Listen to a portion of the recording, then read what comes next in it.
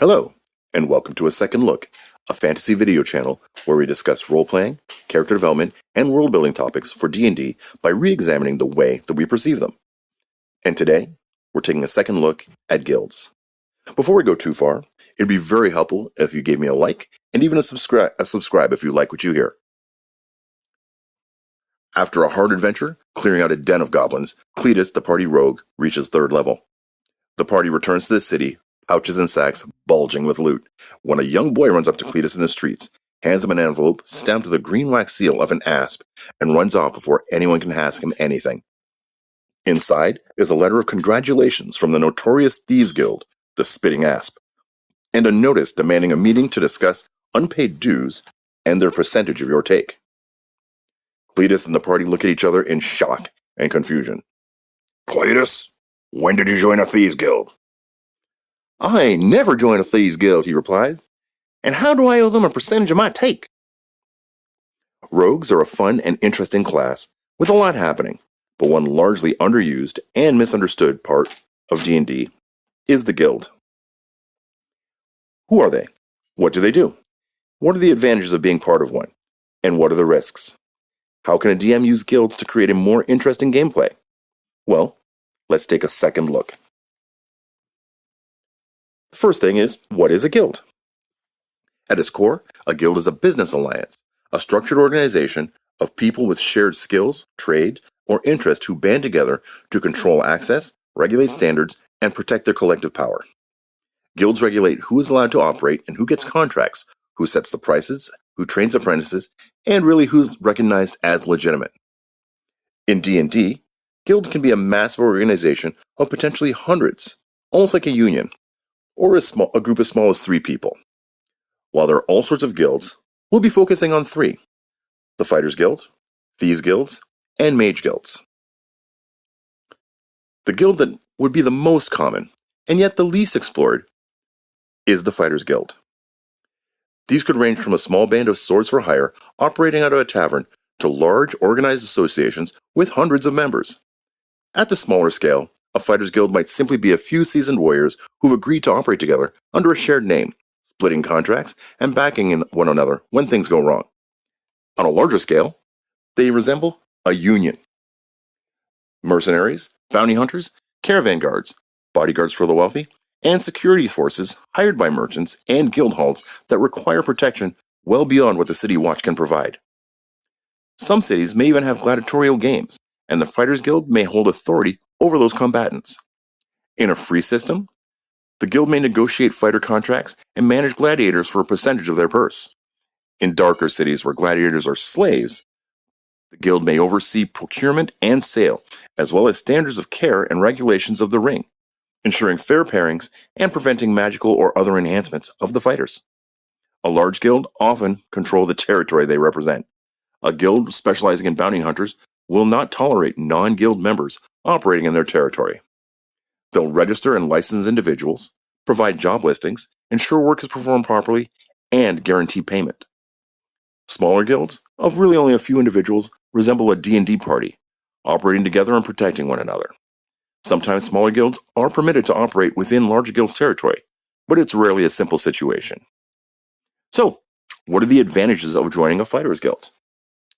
A Fighters Guild offers training, work, access to quality equipment, guaranteed pay, access to other guild members to fill out a party, funding and loans, legal advice, networking, and mentorship. A Fighters Guild provides legitimacy. The negatives? Well, members owe dues to the guild, as well as a percentage of any job acquired through the guild. In many cases, a percentage is owed for any job performed within the guild's territory, even if it's not acquired through the guild.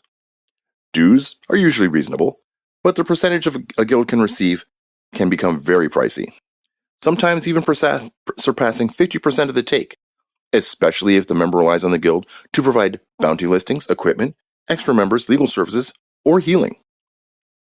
Members must obey the rules, regulations, and policies of the guild. Breaking the rules can result in fines or financial penalties for minor infractions. More serious violations may lead to suspension, being forbidden from taking contracts, or even expulsion from the guild. A fighter's guild will operate very much like a business. Discipline is professional, never brutal. There's never physical punishments. There's no death sentence. The penalty for failing the guild is simple. You lose access to the guild. Thieves' guilds are somewhat different. While a fighter's guild is a very public enterprise, a thieves' guild is far less so. By their very nature, thieves' guilds require subtlety and secrecy. For obvious reasons, there will be no sign over the door announcing the location of a thieves' guild. Like fighters' guilds, thieves' guilds can vary in size. They may be as small as 3 individuals pooling their collective skills to pull off jobs, or as large as organizations with dozens of full members and many more associates operating beneath them. By design, these are criminal organizations.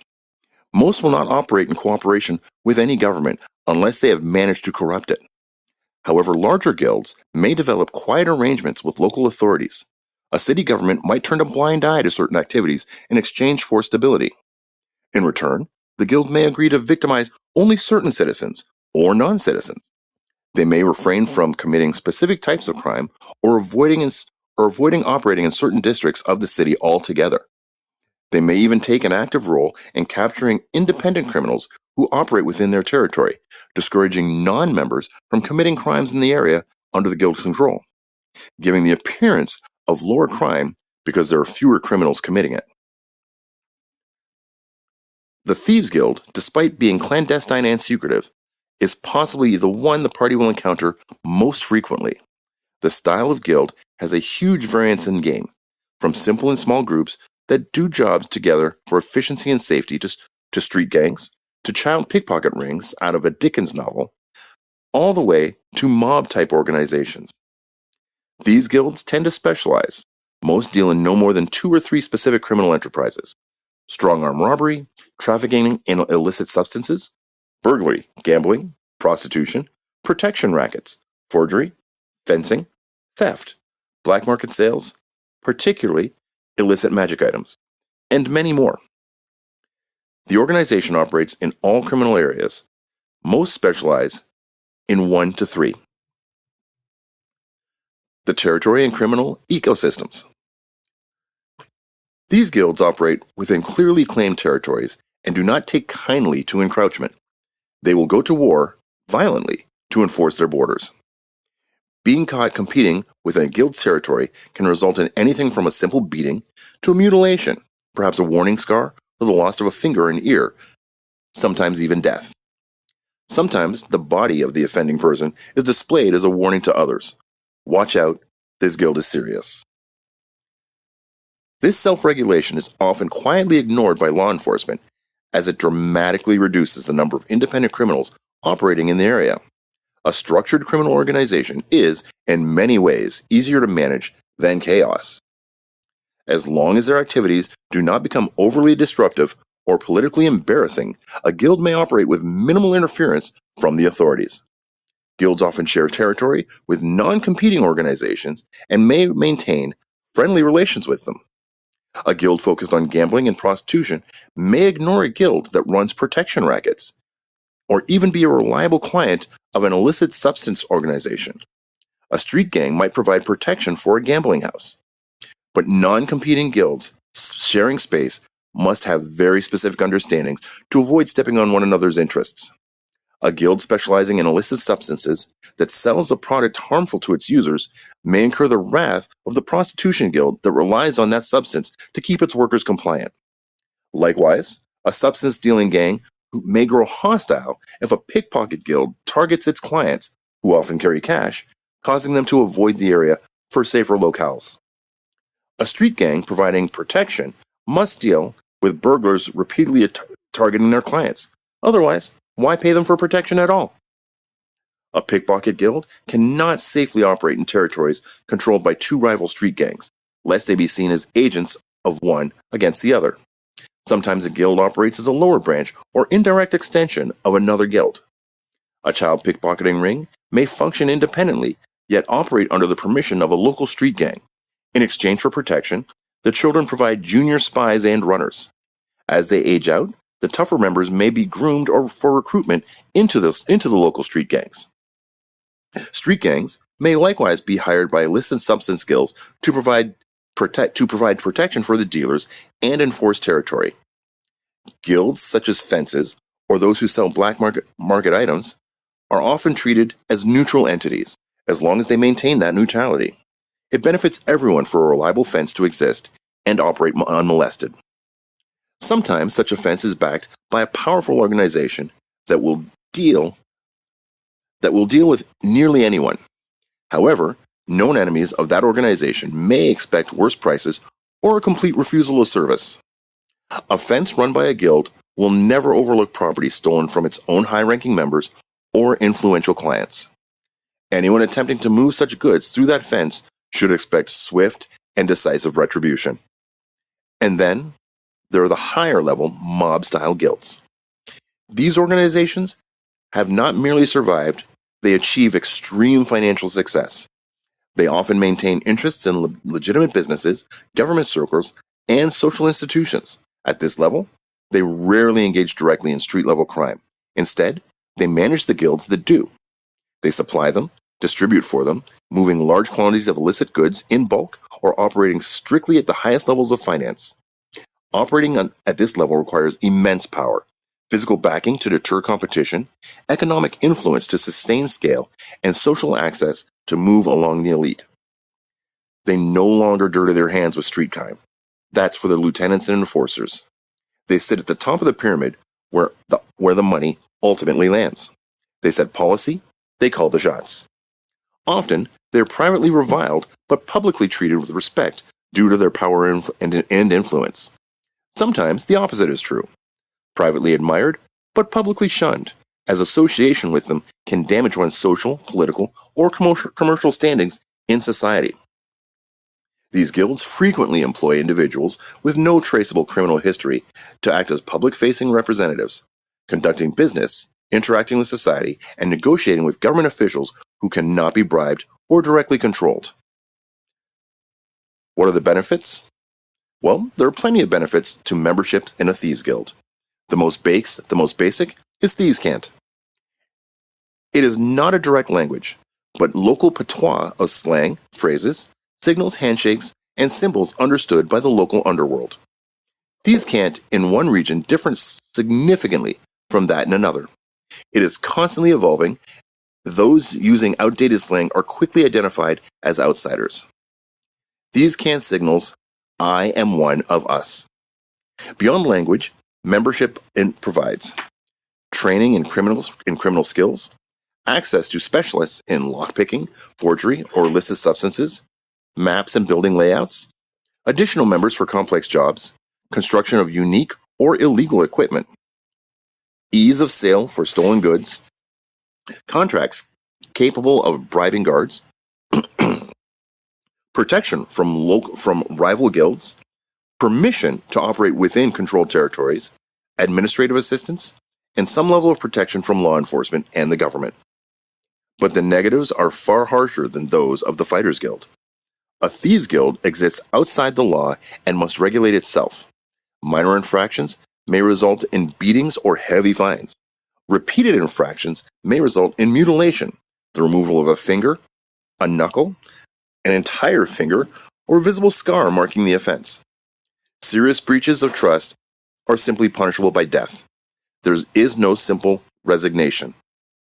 If a guild cannot trust you to keep its secrets, you are simply a liability. Liabilities are removed. Executions serve as warnings to others. Non-members caught committing crimes in guild territory may be beaten, mutilated, killed, or offered membership, usually at a steep cost. If membership is offered but not accepted, the individual must leave the territory immediately. Continued operation would be considered a direct challenge to the guild's authority. A final note on thieves guild types. Assassins guilds are not quite the same as traditional thieves guilds. Yes, they are criminal organizations structured in a similar manner, but they're almost exclusively secretive and rarely publicly tolerated. A high-ranking member of a gambling or protection guild may be tolerated, even admired. An assassin never is truly admired. At best, they're feared. At worst, they're reviled. While street gangs may take contracts for murder, a guild known exclusively for assassination will inevitably draw the full attention of law enforcement. Political murder destabilizes society, and no state can openly tolerate that for long. Next, the final guild we will examine is the Mage Guild. We have looked at the Fighters Guild as a professional institution. We have looked at other thieves' guilds as organized criminal enterprises. Now, we turn to the Mages Guild, an academic authority and a regulatory power. In Dungeons & Dragons, magic is not simply another profession. It's the ability to bend reality and summon fire from nothing, invade minds, raise the dead, and open the gates to other planes. So, who decides? Who is allowed to wield that power? Who determines which spells are taught and which are forbidden? Who prevents a reckless apprentice from leveling a district while experimenting with evocation? Who stops a scholar from dabbling into demonology without understanding the costs? In a functioning kingdom, that responsibility does not fall to chance. It falls to the Mage Guild. When people hear Mage Guild or Magic College, I'm sure you, like everyone else, picture Hogwarts. But that model does not fit most D&D settings. Magic is powerful, but it's not that common. A kingdom would not find hundreds of magically gifted children each year to fill sprawling academies. And even if it could, it should not. Training children en masse to wield destructive arcane forces is dangerously irresponsible. Admission to magical colleges is rare and highly selective. Entrance is based not on wealth, but on aptitude and discipline. Only those who demonstrate both the capacity to learn magic and the restraint to study it responsibly are chosen, and that number is small. Many are identified young, but it may be years before they're allowed to cast even their first cantrip. At any given time, perhaps only a dozen true apprentices are in college capable of casting a spell powerful enough to light a candle. These apprentices study directly under a master wizard of that guild. Those born with innate magical ability, sorceress bloodlines, or wild talents, if they're accepted at all, are usually trained separately from scholarly wizards. Magic acquired through supernatural means is often viewed with suspicion, as it is far more difficult to regulate. In powerful kingdoms, where magic is common, a strong mage guild becomes necessary. Rather than allowing independent practitioners to experiment unchecked, magical colleges exist to train, certify, and monitor arcane casters. They regulate what is taught and what is researched. The state-recognized Mage Guild determines which forms of magic are sanctioned and which are forbidden. Schools deemed dangerous to the state, such as necromancy, may be outlawed. Arts that require communion with extraplanar entities or grant power through pacts are strictly forbidden. If an apprentice is discovered dabbling in forbidden arts, expulsion is immediate. A full mage practicing dark magic faces investigation. If a guild member, their spellbooks may be confiscated or destroyed. They may be imprisoned under conditions designed to prevent spellcasting, or, if deemed necessary, eliminated. The state sees no benefit in training future enemies, nor those foolish enough to consort with demons and devils.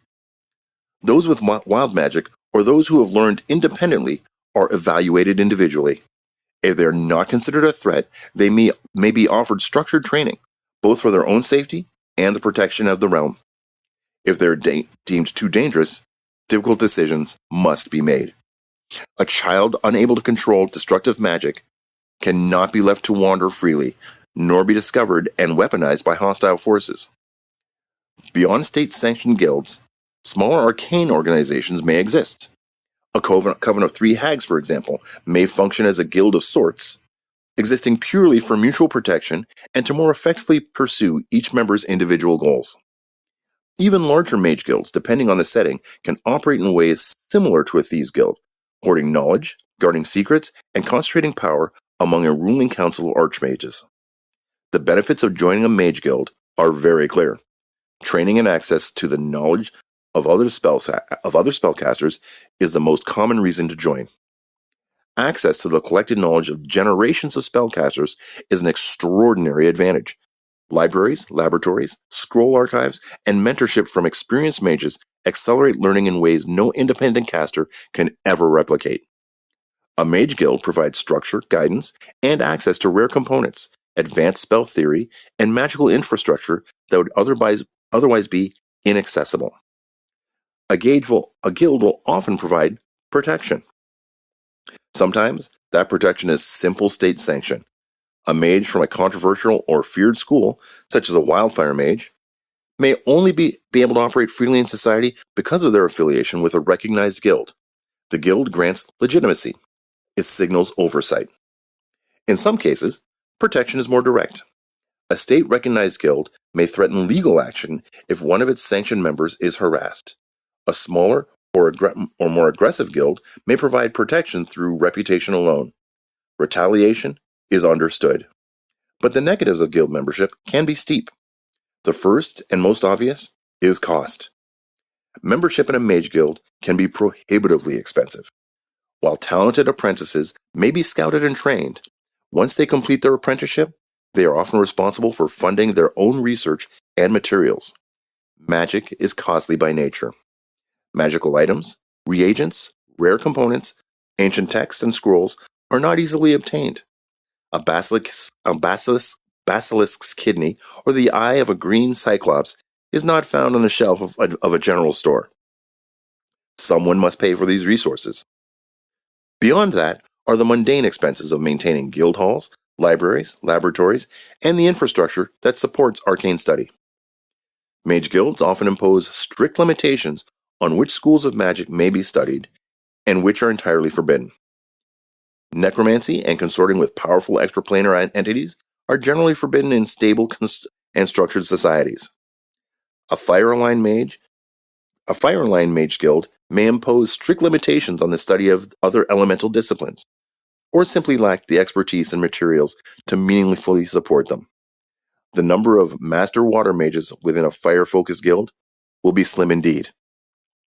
Some guilds may forbid only a few schools of magic. Others may impose no formal prohibitions at all. Perhaps they are open institutions, or perhaps they're guilds that pursue power above all else. Such guilds exist, but they're rare. No powerful or responsible guild distributes destructive arcane knowledge freely, especially to non-members.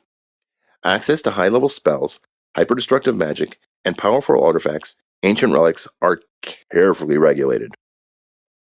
Mage guilds commonly purchase non-cursed magical items and resell lesser or moderately powerful items to adventurers or qualified buyers. Controlling this exchange allows the guild member to monitor and regulate the flow of arcane power within the region. But access to the most dangerous knowledge is restricted, and heavily so. Only the most senior and trusted wizards of the guild are granted access to such secrets. Malicious entities are perpetually interested in manipulating unwary spellcasters, coaxing them into opening gateways, forging pacts, or granting entry onto the prime material plane. The guild exists, in part, to prevent that from happening. So, how does one join a mage's guild? Children may be scouted or apply to study at a magical college. Adults may also petition the guild for membership. This typically begins with an evaluation. An audition of sorts, where the aspiring mage demonstrates their ability and understanding of the arcane arts. This is followed by an interview allowing senior mages to assess not only the talent, but the temperament, discipline, and intent. If the governing body approves the candidate, a lengthy probationary period is usually followed. Oaths are sworn, and each guild maintains its own rules and policies. Others allow members to retain intellectual privacy as long as their work does not violate guild laws. Dues are not always financial.